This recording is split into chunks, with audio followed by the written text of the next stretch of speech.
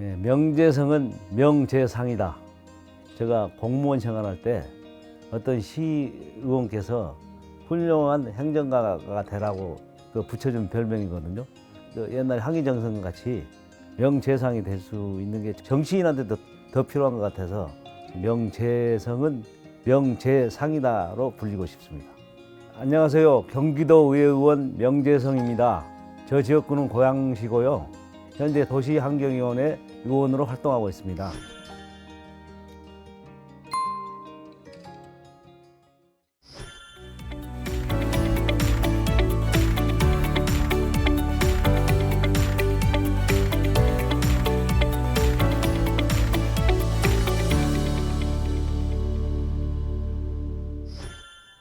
행정을 잘하는 정치인이 되고 싶어서 지금 정치인으로 도전하게 됐습니다. 제가 이제 공무원 생활을 39년을 했었거든요. 그때 이제 고양군이 1992년도에 고양시로 승격을 했거든요. 고양군 시절부터 공무원 생활을 했기 때문에 고양에 대해서는 군에서부터 특례시까지 발전상을 다 알 수 있다고 감히 말씀드릴 수가 있을 것 같고요. 의원을 하게 된 계기는 제가 사실 말담 9급부터 해서 3급 덕양구청장까지 했거든요. 덕양구청장 했을 때 한준호 지금 민주당 최고의원이 그때 지역구 국회의원이었어요. 근데 고양시에서는 도의원이 공무원 출신이 한 명도 없었거든요. 한번 한준호 의원께서 행정을 했던 사람이 그래도 도의원을 한번 해보는 게 낫지 않느냐.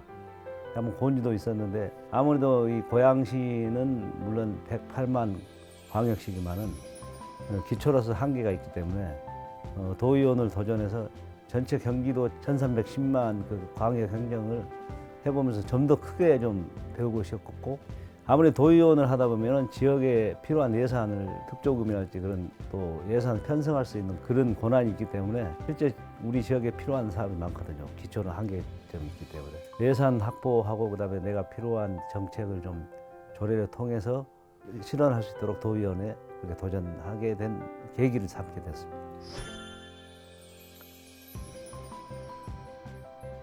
근데 도심에 보면은 공원들을 주민들이 엄청 많이 이용을 해요. 일산 호수공원이 거의 다 알려져 있고 근린공원을 통해서 운동도 하고, 근데 그거에 대한 시설이 좀 낙후됐기 때문에 그걸 좀 개선할 필요가 있다. 구청장 할 때도 공원을 리모델링을 많이 했어요. 일산 같은 경우에가 한 25년 되기 때문에 다 공원이 낙후됐거든요. 그리고 요즘 어린이들은 놀이터에 대한 개념이 틀려요. 이 어린이 공원 자체가 요즘은 애들하고 어른들하고 같이 공유하는 그런 놀이터로 많이 발전했거든요. 구청장 할 때도 어린이 공원에 리모델링을 한 10군데를 했어요. 그때 반응이 좋았는데 이번에 이제 도에 와서도 중점적으로 리모델링을 하다 보니까 주민들이 너무 좋아하는 거예요. 이게 보통 한 4억에서 6억 정도 들어가거든요. 처음에 특조할 때는 한 6군데조를 다른 데보다는 어린이공원 리모델링 한 데 거의 공원에 집중을 했거든요. 반응이 아주 좋습니다. 어르신들도 좋아하고. 그러니까 예산을 가지고 와서 시민들이 기뻐하고 그런 거 보면은 상당히 그거에 대한 보람을 느껴요. 역시 정치는 잘했다. 그런 생각이 또 들어요.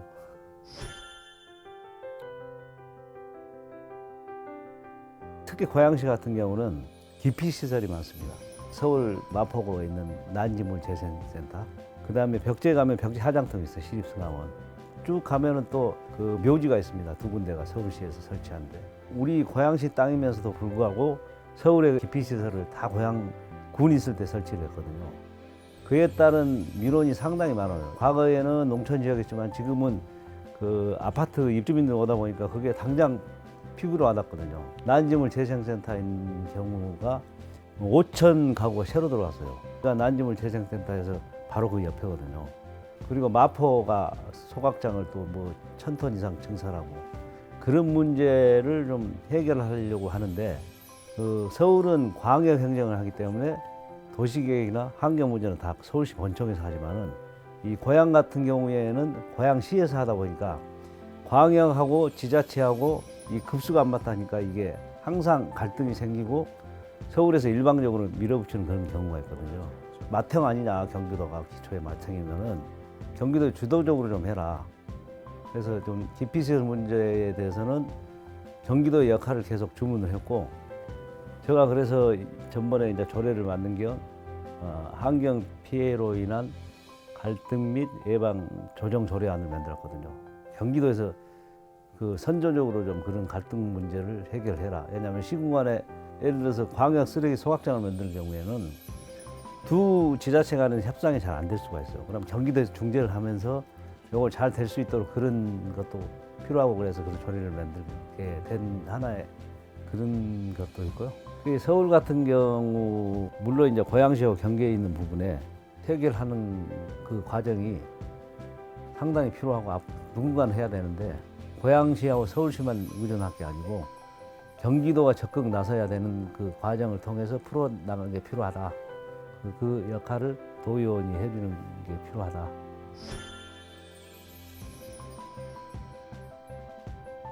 일산 신도시 약간 일기 신도시가 있고, 그다음에 우리 보면 하정이나 행신이나 또 중산 같은 경우가 30년이 된 노후 주택이 있어요. 그래서 정부에서 노후 신도시 재개발 프로젝트도 하고 그러잖아요.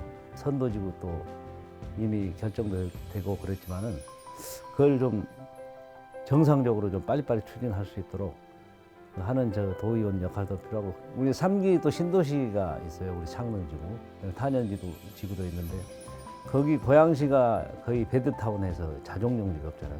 그 수도권 정비권, 그다음 군사보호시설, 개발 제한 구역 때문에 기업체를 유치하는 게 상당히 어려워요. 근데 3기 신도시 지금 30만 평에 대해서 기업체를 어떻게 하면은 좀 유치할 수 있냐, 그게 또 필요한 거고, 지금 일산 테크노밸리가 지금 추진 중에 있잖아요. 그 옆에 또 방송영상밸리가 있거든요. K컬처도 있고 장항 청년 주거단지도 있고, 그래서 여러 가지 그냥 그 개발이 엮여져 있기 때문에 계획도로 추진할 수 있도록 그걸 우리 도시환경위원회 업무가 상당히 많아요. 제때 좀 그게 사업이 제대로 추진될 수 있도록 경기도하고 고양시하고 또 그 시형 LH나 GH나 같이 협조하는 게 가장 중요한 것 같아요. 그 역할을 도의원인 제가 좀 하고 싶어요. 현장 가보면 뭐가 문제가 있는지, 어떤 해결 방법이 있는지, 그래서 주민들 의견 듣고 그게 잘못된 것은 정책에 반영하고 또 예산에 반영하고, 일 잘하는 정치인이란 말을 듣고 싶어 하잖아요. 그 다음에 두 번째는 믿을 만한 정치인이다. 그래서 거짓말을 안 하고 한번 그 약속한 것에 대해서는 믿을 수 있게끔 정치를 한다. 그 말을 좀 듣고 싶어요.